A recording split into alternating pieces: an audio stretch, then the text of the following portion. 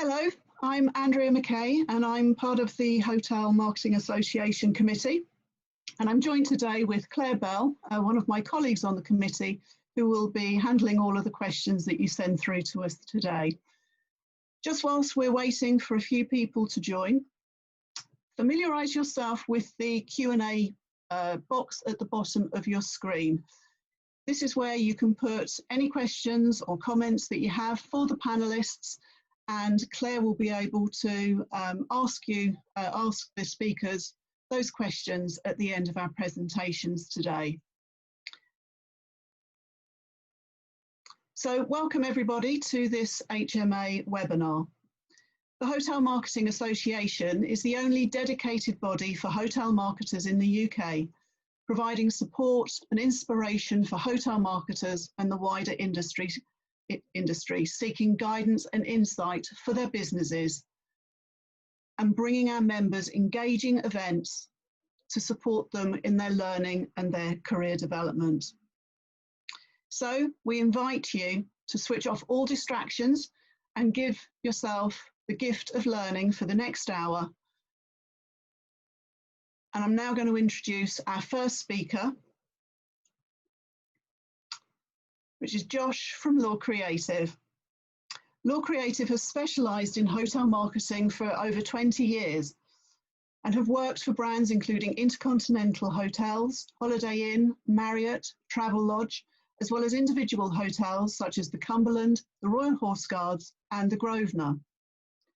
Josh has worked for Law Creative for nearly 14 years and has run a broad range of campaigns for his clients, some of which have won awards, including our own Hotel Marketing Awards.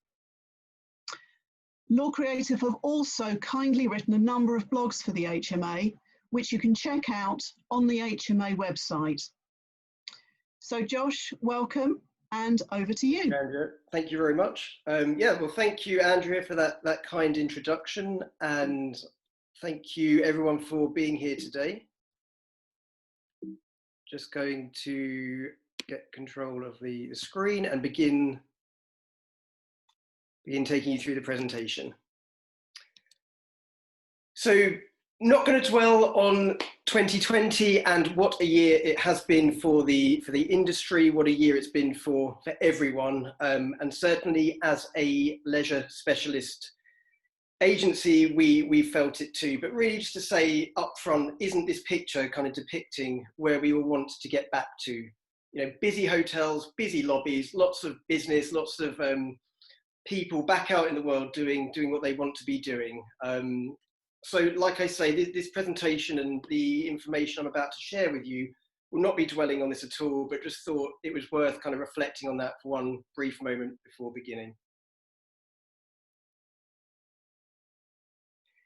But what I'll actually be going through with you for the next 20 minutes or so is the following. So how to choose the right media and channels to achieve your objectives, whether they're your business or marketing objectives, how to create well-conceived and well-written creative content for your hotels, how to make that content on brand, how to make it engaging and the holy grail, how to make it shareable, and have a quick look at some trends for the year ahead. So without further ado, I'm going to kind of press on because there's quite a lot to get through. Beginning with the right media and channels to achieve objectives.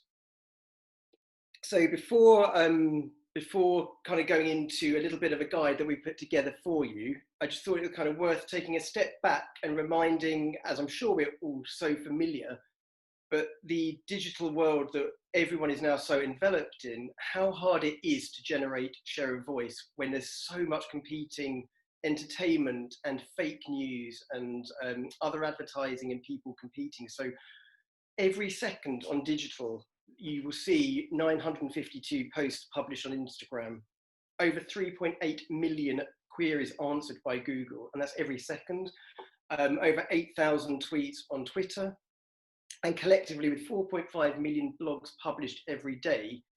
I think this really does show all of us how hard we have to work to be relevant, to connect with our audiences, to say the right message and to get engagement.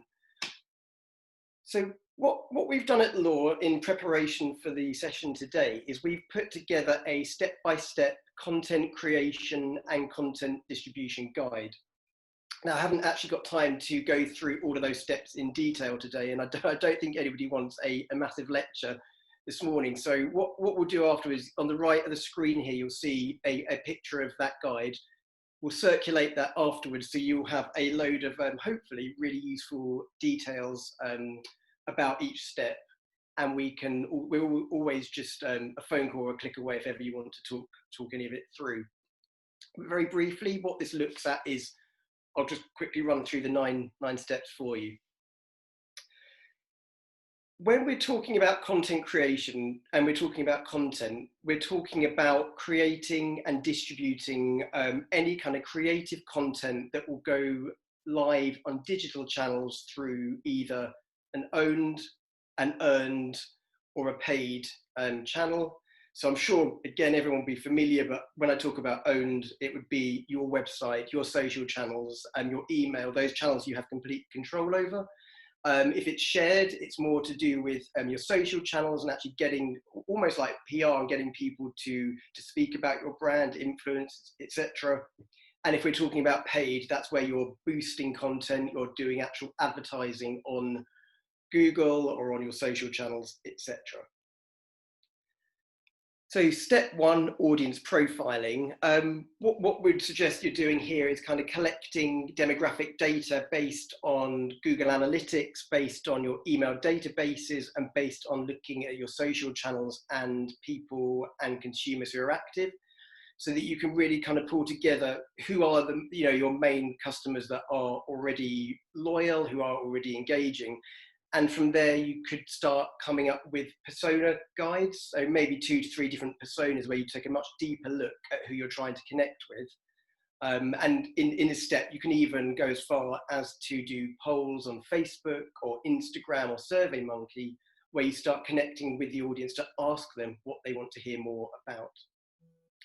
Step 2 would be more about content auditing. So this would be actually looking at all the content that you've already got on your website, on your social channels, on your emails, etc., because there'll be so much valuable content that you will have built up that's still relevant and can be repurposed elsewhere. And there's a couple of tools in the guide that will help you and tell you how best to do that.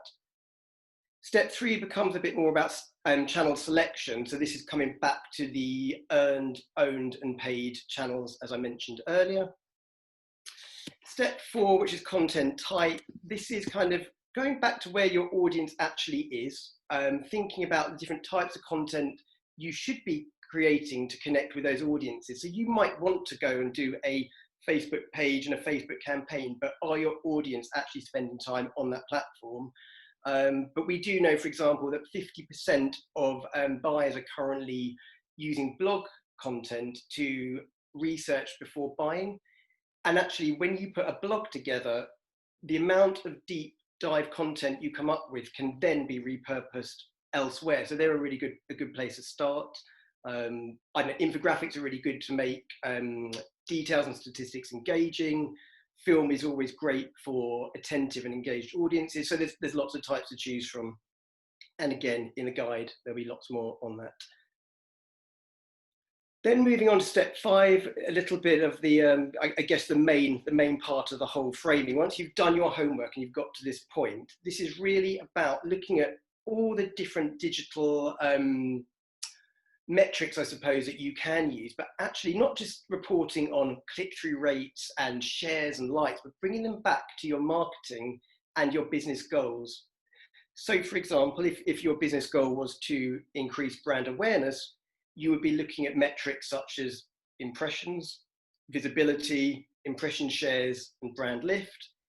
But if, for example, actually your campaign, you are more interested in conversions, i.e. you've already done a great awareness job and you want to convert the people who have been engaging with your content to, I don't know, for example, a guest booking, then you'd be more interested in tracking click to website, click-through rate, post-click actions, time on website, and even maybe purchases or people who've actually booked a stay on that booking engine, having come through that journey. Then step 6, content planning. Couple of quick tips here is to review your hotel's top local Google keywords, then review trending topics and anything that might be relevant to your customers and service, so that when you start putting your content together, you know it's going to be relevant. You know it's going to be what people are searching for and what people are interested in hearing about. And try and keep it maybe seasonal as well, because that adds another level of relevance, or if something's going on in the area at a specific time. Then you're on to content creation, and content creation is really where you actually want to start writing your blogs, building your posts, creating your adverts, etc. Always be clear and concise, always be clear to your brand tone. I've got quite a bit more on this later, so I'll kind of skip on. Step 8, content distribution. This is where you go back and look at step 3 a little bit to see which channels you started selecting for your paid and shared media.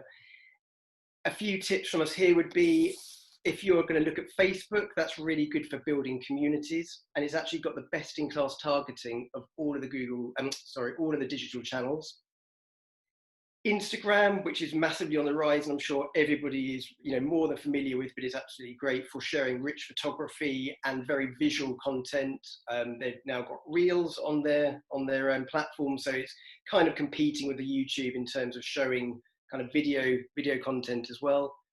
However, YouTube is still absolutely fantastic to be using. It's the second largest search engine in the world, so in terms of people finding engaging and useful content that tells them what they need to know, YouTube is brilliant. Twitter's great for customer service. Blogs are great for thought leadership. So there are many different ways of distributing and repurposing your content. That was really a really quick whistle-stop tour through. So once you've done that work, and that won't be as quick as the 5 minutes that I probably just spent explaining it, but you get to step 9, and that's when you're going to want to analyze and optimize what you've learned. So I think the beauty of the digital and the performance and social marketing is that you can optimize in real time. So rather than waiting to the end of a campaign and saying how great that has performed, if you actually optimize as you go and you tweak channels and you tweak creative as you move along, hopefully at the end you should be able to report on even better results.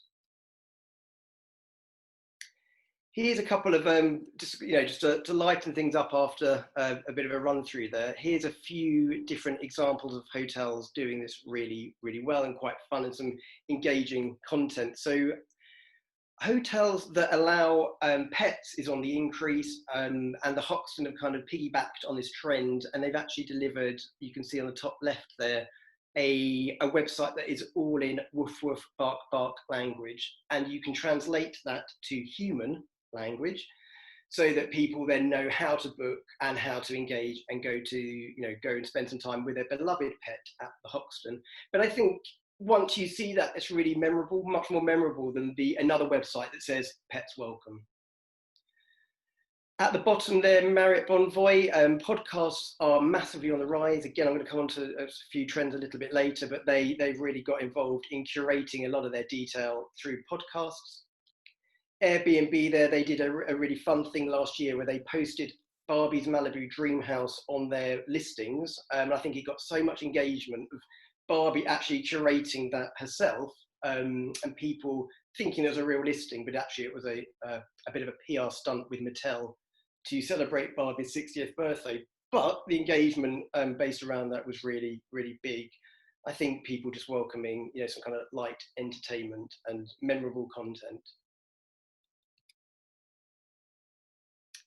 Okay, so moving on now to creating well-conceived and well-written content for your hotel. Just to keep it kind of light on this one, we've put together here the ABCD of creating great creative content as a bit of an easy and memorable way of doing this, matching it back to the purchase funnel, which I am sure everybody's very aware of and probably works with all of the time, so won't massively go into the purchase funnel now. But really to say that the A, B, C, and D would work as follows. A, attract. So this does relate primarily to the awareness stage of what we want to be doing. which is where digital marketing is best used to give valuable content to your audiences. It's not all about giving out sales messages and trying to push people to click here to buy now or book now.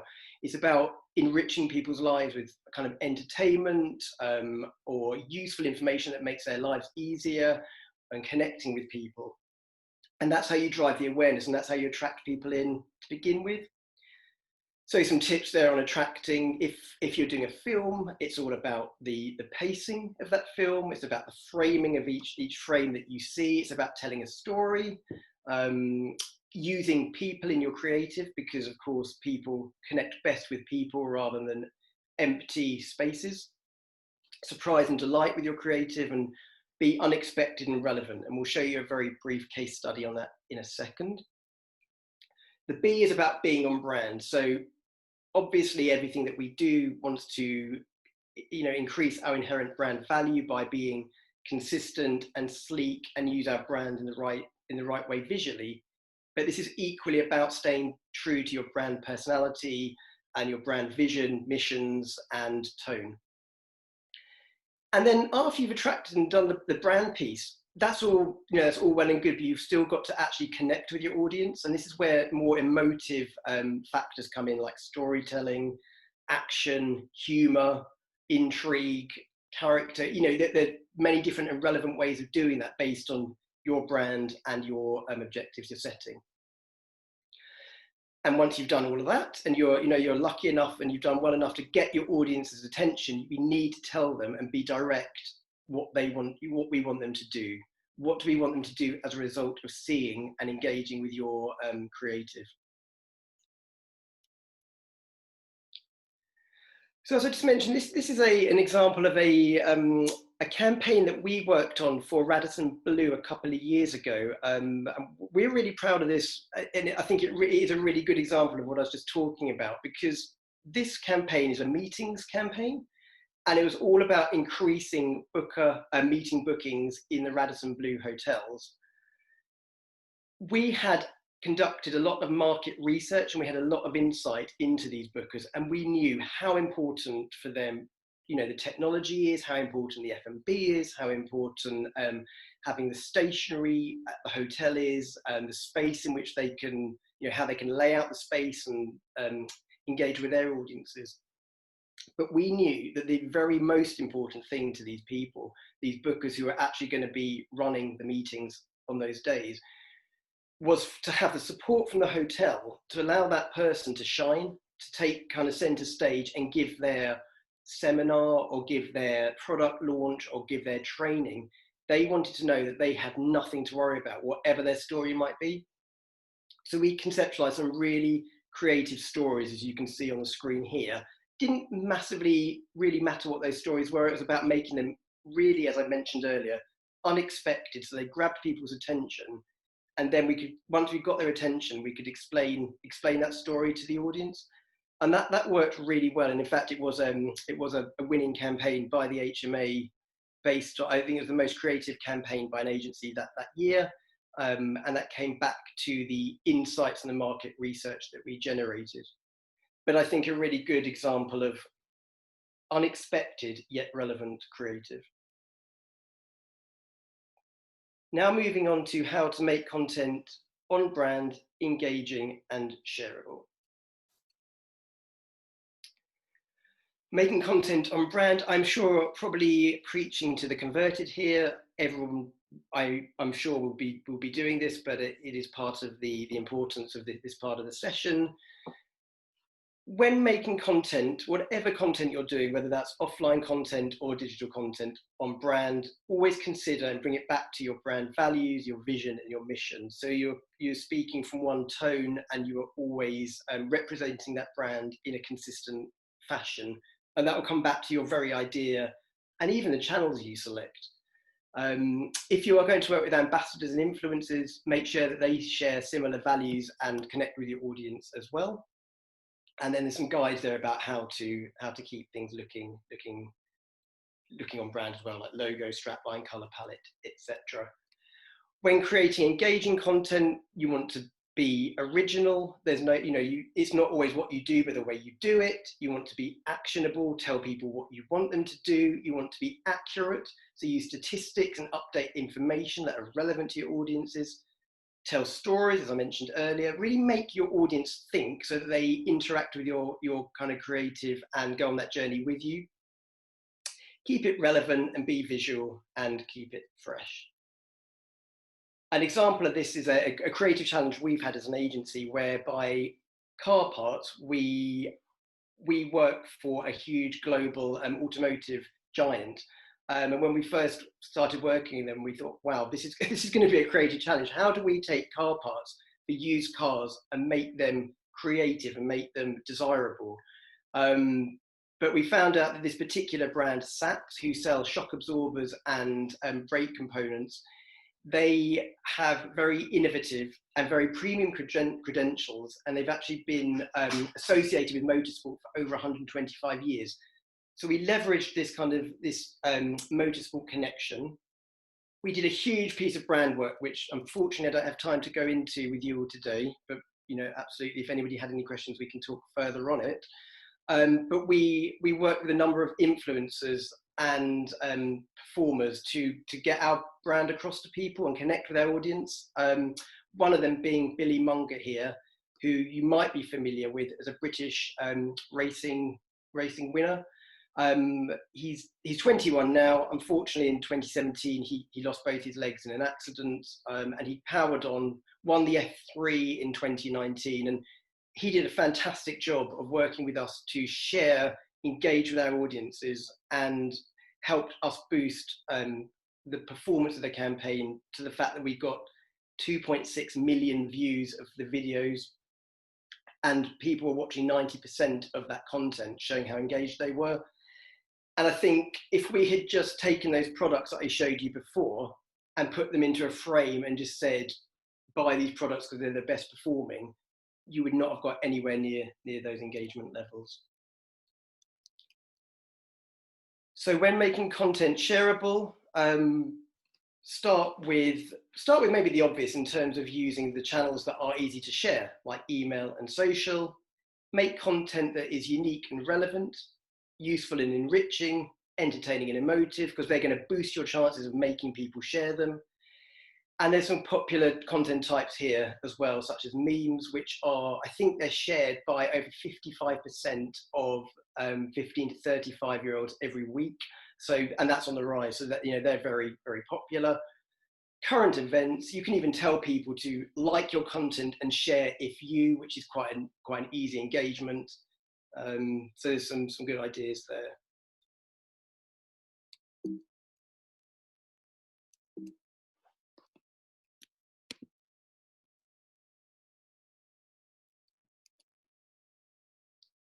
And I think I'm probably nearly out of time. So I'm going to just quickly go through some trends for 2021 with everyone, which is, a good eye opener for the year ahead, and coming back to where I started in terms of charting our way forward to some better times, hopefully.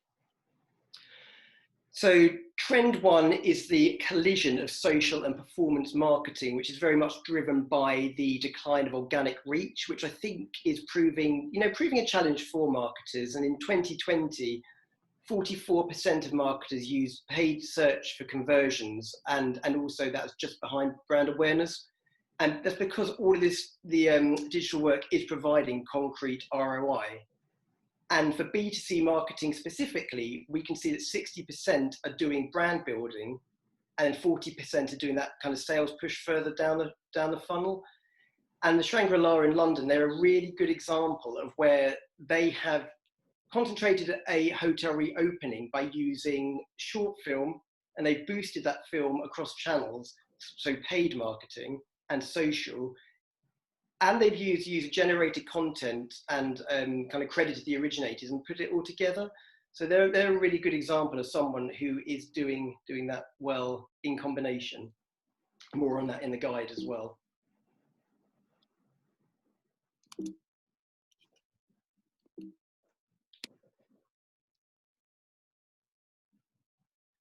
Second trend is, might not come as a surprise, but podcasts are continuing to grow in popularity.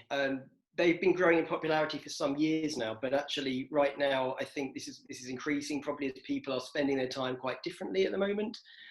18% of UK adults listen to a podcast every week. In fact, the website worldwide has over 750,000 podcasts and 30 million episodes recorded. There's some good information about why you'd actually want to consider this within a marketing strategy. So over 55% of respondents, people asked in podcast trend surveys and reports, actually said that people have purchased or made a booking after hearing it advertised during a podcast. And I think that's because with podcasts, people are so engaged with the content they're listening to, they're really captive, probably a little bit more like the golden age of television. Really, really interesting as well that 47% of the 15 to 34-year-olds actively listen. It's notoriously difficult to kind of connect with millennials. And Billboard actually says that podcasts embody about 10% of all of the materials that millennials are connecting with. So I think that's a really good tip to connecting with that hard to reach audience. And you can also use podcasts as an SEO tool because they have SEO terms throughout as well. So a very good way of connecting with an audience. And I really would say that people should be considering podcasts as part of their marketing strategies moving forward. Increase in video content, probably no surprise here, but I think live video and live streaming is really on the up, because when you do a live session on video, you can kind of build a bit of a tentpole moment, you can connect a community together, you can get people asking questions and really interacting with the content that you are taking them through in real time. And also film content is increasing by 360% on news feeds. And we know that that is a section of social media that has the most engagement. And there's a few examples there of hotels doing this really well in terms of brand marketing or humanizing their brand by showing behind the scenes, which is again, quite a trend at the moment. It's not just about the big glossy output, but you know, the fun and the engagement and the human face of the brands. And then finally, before I pass on and finish the session with me today, a couple of other trends I've just kind of put down here for everyone. Nostalgia marketing, really interesting. I think this is due to the pandemic and everything people are going through. And recent huge recessions have shown this kind of hark back to happier times, and that nostalgia marketing often comes to the forefront. And that's predicted for 2021 to drive a lot of content. Socially conscious marketing, I'm sure everyone will be very aware of this, but really standing for something and having a reason behind what you're doing and a brand purpose, helping people move forward. The rise of digital disinformation. So with social and with so much user control out there, there's a lot of mistruths being told and something to be aware of. And social gaming in terms of either product placement or actually taking over sections of a game online, interacting with the gaming communities, that too is going to become a massive opportunity for a lot of brands who wish to do something quite disruptive. So thank you all very much for your time this morning. I'm going to pass back now to Andrea. And yeah, hopefully can answer any questions later or at any point tell anybody anything more about any of the topics I've spoken about. Great, thank you very much, Josh. I think we're going to have you back on each of those trends that you've just outlined there. I think we could do a webinar on each of those. Thank you very much. Just to remind everyone, please do use the question and answer box at the bottom. We are getting some questions through. Just to make sure that Jess has plenty of time, we're going to move straight on to Jess's presentation, and then we will ask all of the questions at the end. Jessica is also a Hotel Marketing Award winner, actually from this year, for the work on partnerships for the Grove. And Jessica has kindly agreed to take us through the case study from the Grove, where she worked for 2 years, and is now group marketing partner, looking after the Grove, the Athenaeum in London, and the Runnymede on the Thames. So, Jess, welcome, and over to you. Thank you for the intro. So I'm just going to start by giving kind of a brief introduction. So my name is Jessica. I know Andrea's just introduced me.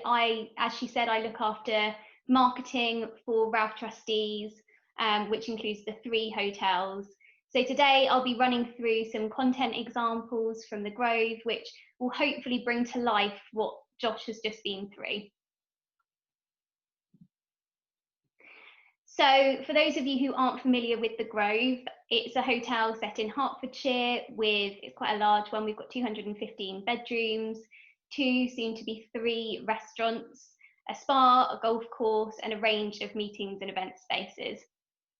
Over the last few months, we've seen a real shift in our business, as I'm sure most of you have as well. Pre-COVID, the hotel was a base for meetings and events midweek. And then we saw leisure guests at the weekends. What we've seen is a real shift. So we're now seeing leisure guests throughout the week, so Monday to Sunday. So our focus has adjusted, but our approach to marketing strategy and content hasn't.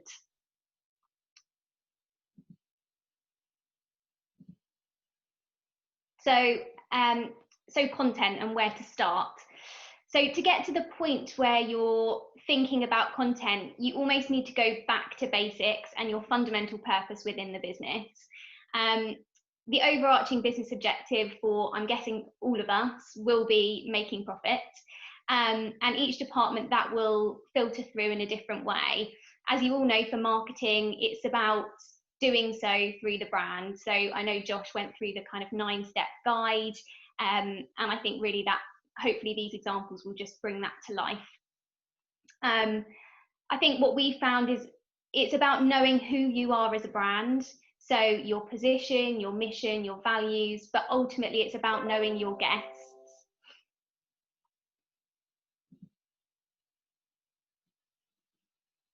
Okay, so from 2016 to 2018, we had a lot of market research done.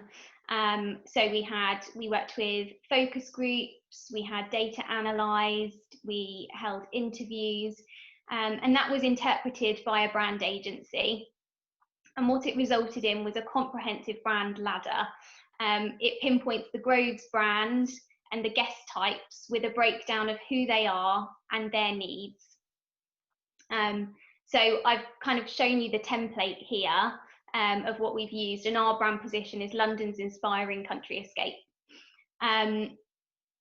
What I think compelling content is kind of what brings these things together. So it's about finding something that resonates with that group or those groups to make them move down the funnel from awareness to conversion and hopefully beyond.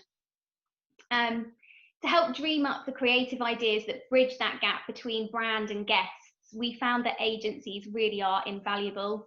Our digital and PR agencies regularly brief us on any new trends that might be relevant for our guests. So that's everything from new ingredients to cocktails to trending activities such as outdoor cinemas, which brings me on to my next slide.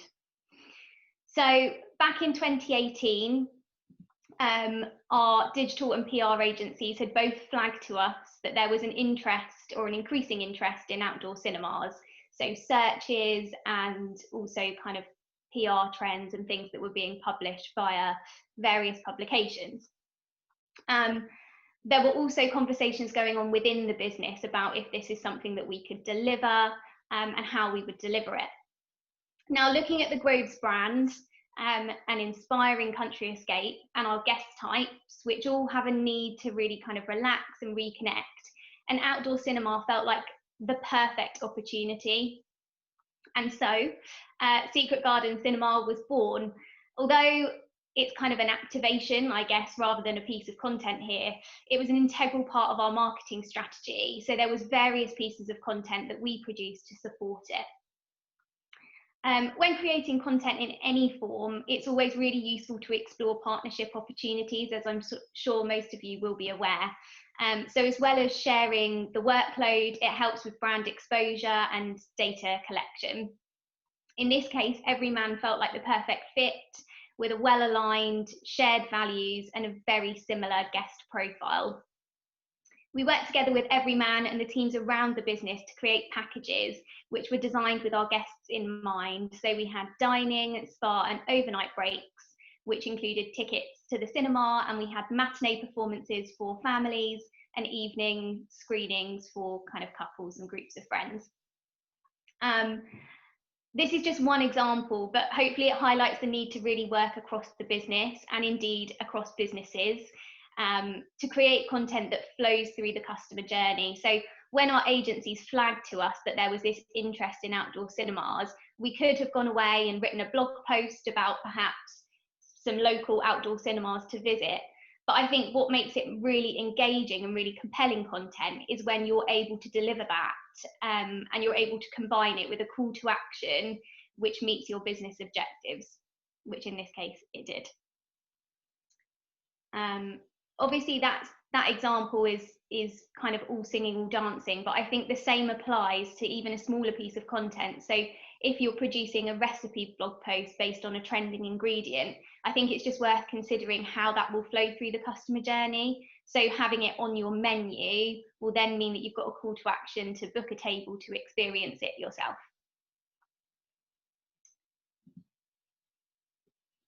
Okay, so moving on to how to make your creative content shareable, engaging, and on brand. So once you've got a hook, you need to make sure that what you're producing is enough to cut through the noise. I know Josh gave some really helpful examples to show just how much content is out there. We're bombarded with it, and I think particularly at the moment. So it needs to reach and engage the right people. So there are a number of consumer psychology theories. I'm not going to turn this into a uni lecture, but they all call for various approaches. But the one thing that kind of unifies them is a need to fully understand your consumers or guests.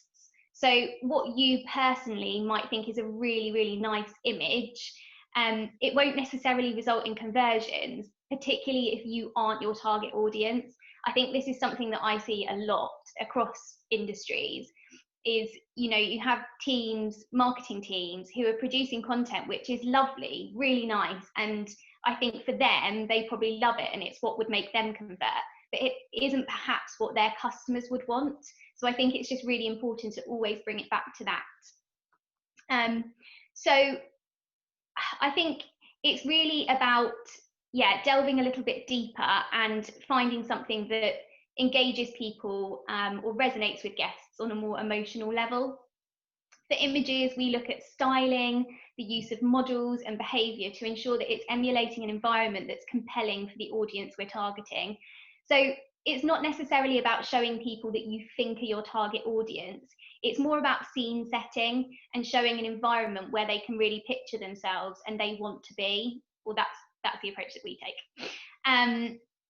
For the pop-up cinema, we worked with an amazing photographer who really focuses on storytelling. So I've included in this slide the kind of needs of our guests, which are on our brand ladder. And hopefully you'll see that there's kind of a direct link between those needs and the images that we've produced. So where our guests need to kind of relax and switch off, hopefully the kind of images that we produced show that.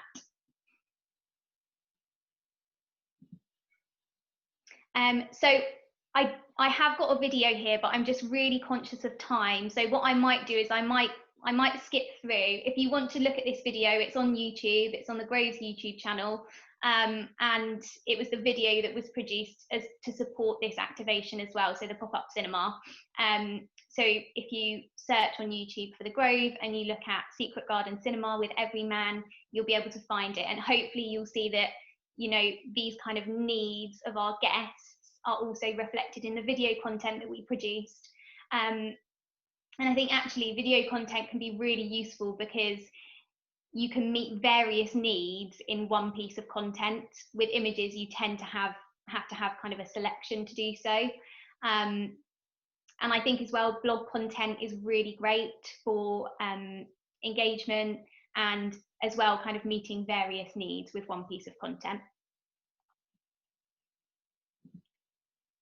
So moving on to how to choose the right media and channels to achieve your objectives.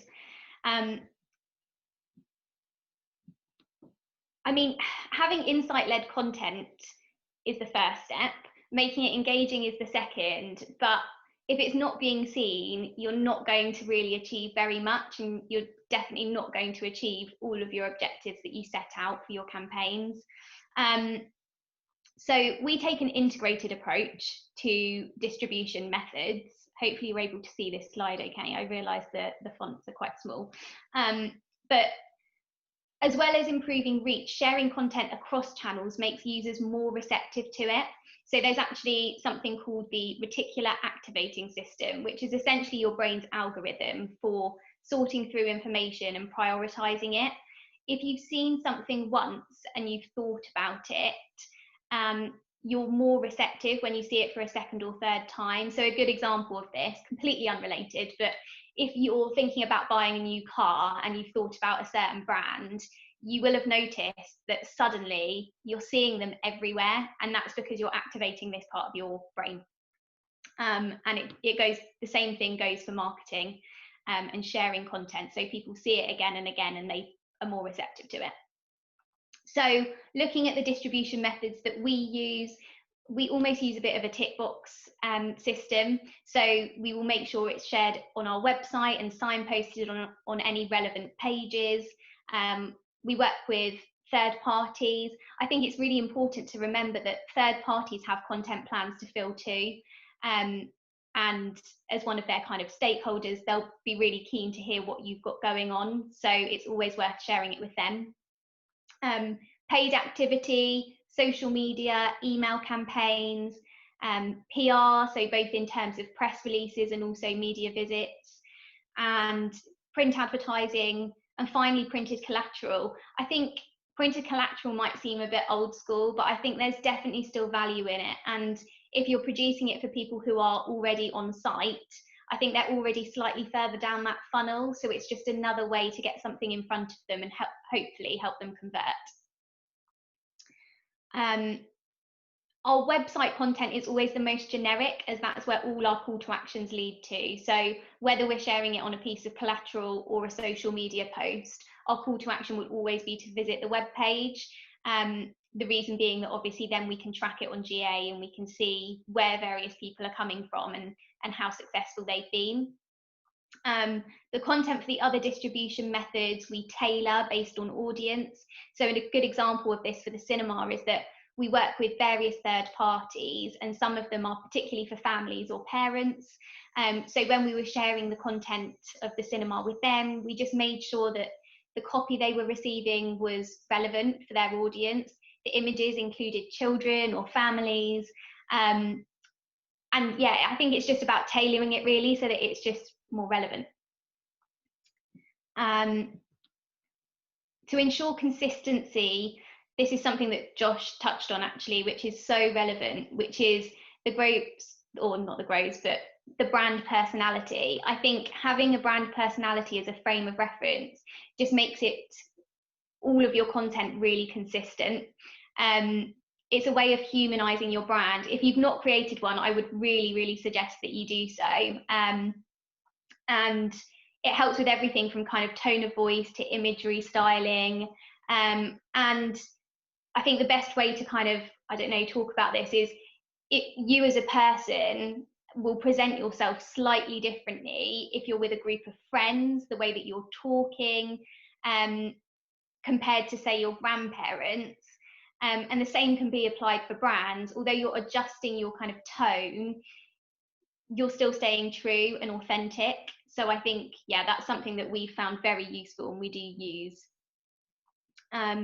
So I've just got some examples here of some of the results that we saw from the pop-up cinema that we ran and the content that we produced for it. So I favour digital distribution methods, and that's purely because of the tracking elements. So these are some of the things that we saw. So from June to August 2019, the pop-up cinema webpage was the top landing page for our website, excluding the homepage, which is a massive achievement. In July 2019, we had the highest number of website sessions to date, A significant amount of those were referred from the Everyman website, and we had the highest online revenue that we've ever seen. For email campaigns containing the cinema content, we saw a 5% uplift in click-through rates. As a result of the press release distributed and the media visits that we had, we received 28 pieces of coverage on the cinema. So these, I put some examples up here, but these included The Times, The Guardian, Vogue, Elle, and the Evening Standard. On social media, we saw massive amounts of engagement for the content with the cinema in as well. So if you were to ask if it was a success, yes, from a marketing point of view, but also yes, from a business point of view, because our revenue was up 28% year on year for the length of time that the cinema ran. So all round, it was a success. So looking ahead to 2021, in terms of planning, I might sound like a broken record here, but my advice would be to keep the brand and the guest types in mind. But equally as important right now is agility. So I would say plan for the long term, but be prepared to change your plans fairly quickly. Then just moving on to trends. So these can be split into two categories, or I've split them into two categories. So at home and hotel experiences. So whether it's during lockdown or as we kind of look ahead, I think at home experiences are here to stay. So virtual cocktail masterclasses, for people who have got a little bit more disposable income, private chefs, I think will be something which we're seeing a lot more of. Given the enhanced at-home experiences available, restaurant or hotel experiences will need to be elevated, offering more than could be achieved at home. So over summer and October half term, we worked with Football Escapes to offer short family breaks where children were coached by professional footballers. So the last camp we had Rio Ferdinand, and that's an example of something, an experience which you wouldn't be able to get in your back garden at home if you're playing football. So, that was a massive success, again, both in terms of marketing and business objectives. On a simpler level, we're finding that luxury drinks and dishes are far more popular in our restaurants. I mean, not at the moment, because obviously we're not open, but we were finding that people were ordering like the best spirits. They were ordering dishes which had truffle in. And I think that's just because they're out of the house and they just want something that's special and that they can't recreate at home, or it's not as easy to recreate at home. At the other end of the spectrum, I think health and well-being are likely to be a real focus as we move into 2021. I think just to get over the stress of 2020, if not anything else. And for peace of mind, I expect a lot of guests to continue to opt for privacy. So whether that's transport to the hotel or the room itself. At the Athenaeum, we have got residences, which are private serviced apartments, and we've seen the demand for those absolutely skyrocket over the last few months. So with people taking fewer but longer trips, and increasing demand for activities and other experiences, I expect that concierge companies and travel agents will become more prominent, particularly for our guests as they're fairly time poor. I think they'll kind of outsource the arranging to someone else. And finally, so far, I've really only spoken about leisure guests, but hopefully by 2021, we'll start to see the meetings and event business return. I don't expect social distancing to go anywhere anytime soon, but I imagine, because of that, I imagine that there'll be lots of kind of creative alternatives to standard meetings and events popping up. And that brings me to the end of my slides. So I think I'm going to hand back over to Andrea so that we can take some questions. Brilliant. Thank you so much, Jessica. That was absolutely amazing. And I actually loved the bit of neuroscience that you actually put in there as well. So, so that's brilliant. Thank you very much.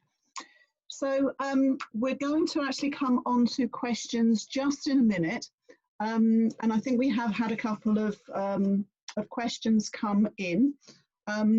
What I did want to do is just let you know about our next webinar and our Hotel Marketing Awards for this year.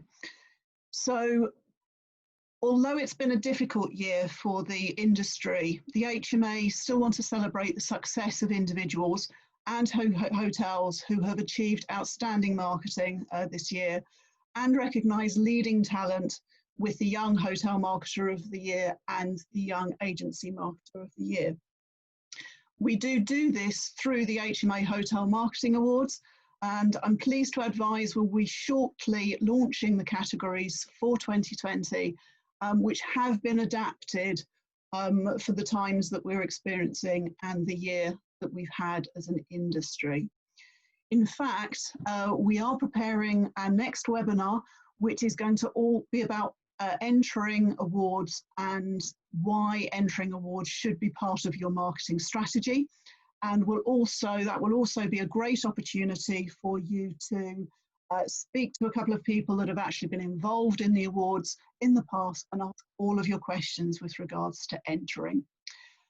Please ensure that you follow us on Twitter, LinkedIn, and sign up for our newsletter on hotelmarketingassociation.com to ensure that you get all of the details.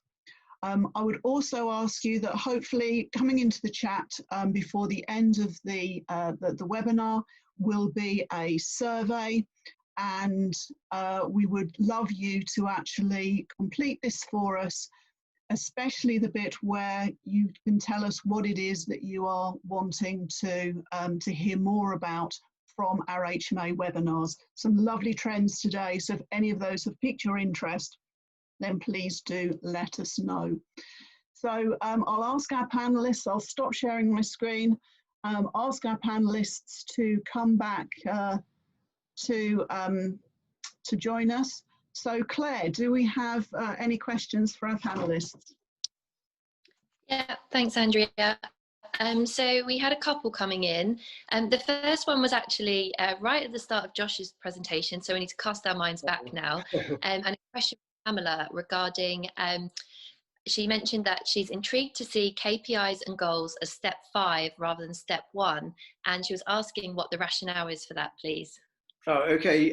Yeah, good question. Fair question. Maybe when I began the 9 steps, because I knew I needed to kind of get through it quite quickly, I might not have framed it clearly. We would expect business and overall marketing KPIs and objectives to have been set before the digital work takes place. So this step 5 was really, to answer Pamela's question, step 5 was about identifying your digital specific KPIs.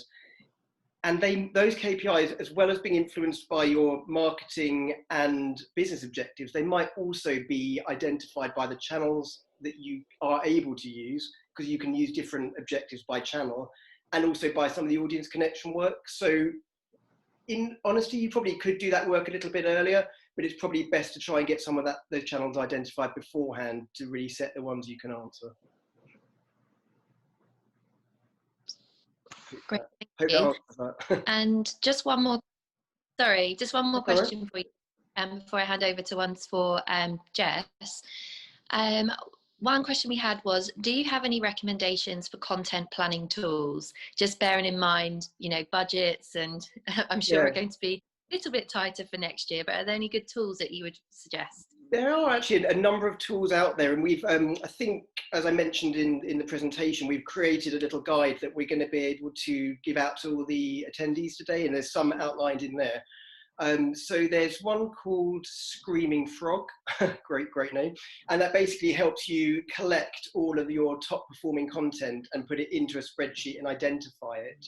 And then there's another one called SEM Rush, and that actually helps you put that content in order of importance or in order of hierarchy based on engagement, etc.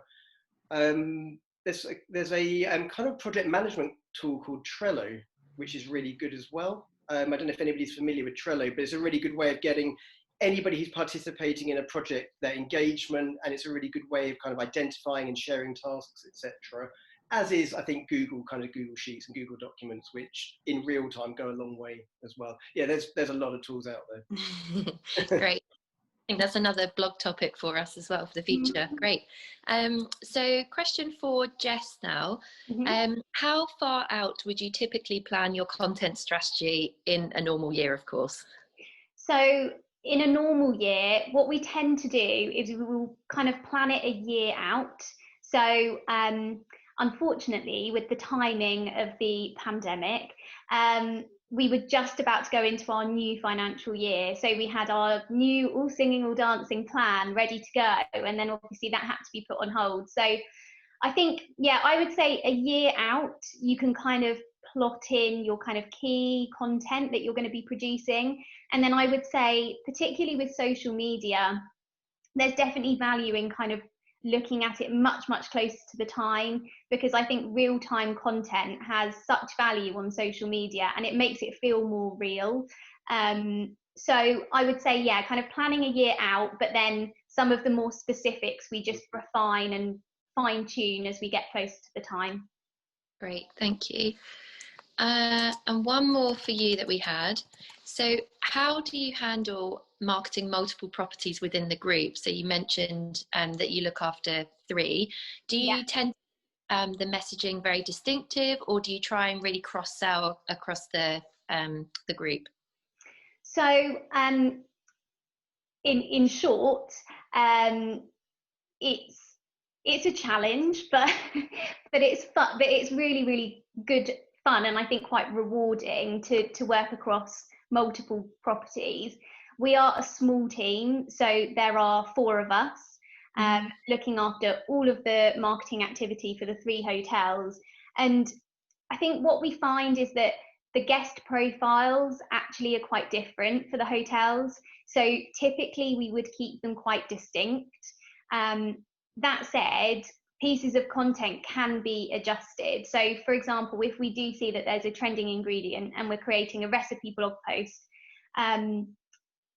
you know, we've done one recently actually, which is about truffle, which is very much a seasonal thing.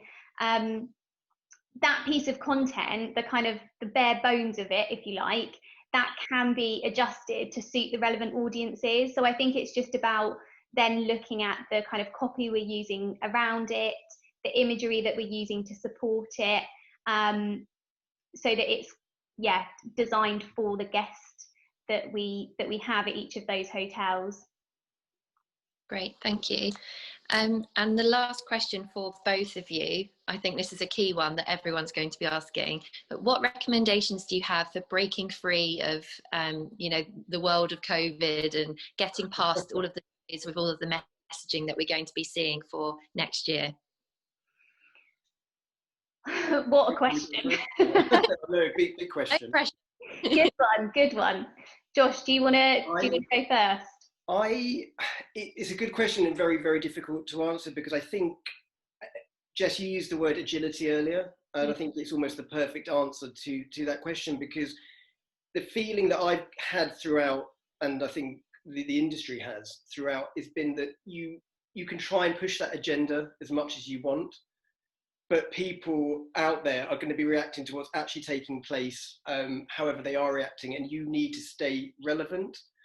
So we can try and navigate through it. Nobody wants it to be happening, and we can try and change that conversation. But actually, if we try and change it and the reality isn't changing, we're not going to be relevant, we're not going to be empathetic to people, and we're not going to kind of maintain that connection. So I actually think the answer might be very direct with people. And if we know what people are feeling, what their issues are, it's almost to tackle those head on.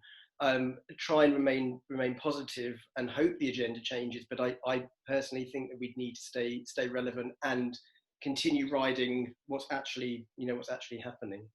Yeah. I don't know, Jess, what? Yeah, I think, as Josh said, it is about being agile. You know, prior to the latest lockdown, we had plans in place for things that we were going to be doing. And actually we very quickly had to change those. So we've tried to do it in a positive way. So we've now got a lockdown series. We've got email campaigns going out today to the Grove and the Athenaeum's databases with some really nice pieces of content which are relevant for right now. So we've got some recipes, we've got kind of things to look forward to. So I guess it's just trying to put a positive spin on things and I think, Josh, you mentioned actually right at the start of your presentation, it's really useful to go back through content that you shared previously or you've created previously and see what's relevant now. So yeah, I would say it's just about, remain flexible and Yes, I think the only other thing I'd add to that is maybe keeping it human. Yeah. So I think that so many brands who have done well throughout this, and not just in this industry, but generally who have done well throughout the last 6 months, they put a human front to their brand. It hasn't all been about pushing their service and pushing what they want to do. It's about looking after their employees, doing the right thing. These are our employees. And I think that's gone a really long way, and maybe that trend will continue. Yeah. Yeah. Great. Great. Well, I think we could. Sorry, Claire. Sorry. I think we're. I think we could talk all day on this. Some great presentations and some great questions. So thank you very much to Josh and to Jessica, to Claire for helping me out, and Petra, who has been doing the logistics behind the screens. So thank you to all of you for joining us today, and we look forward to seeing you again soon. You will receive a recording of this so you can watch it again and capture all of that brilliant content, and we'll see you at the next event. Thank you, everyone. Bye. Thank you. Thank you. Great. Bye.